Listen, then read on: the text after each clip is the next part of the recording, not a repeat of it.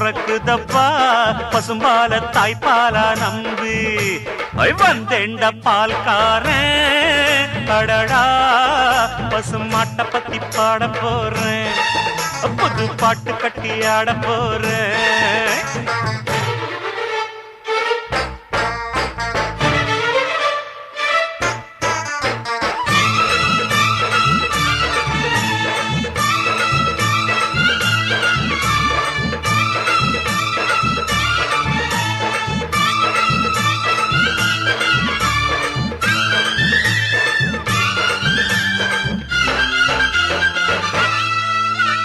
ரத்தத்தில் ஒரு பாதி பாலாக பிரிப்பது பசுவோட வேலையப்பா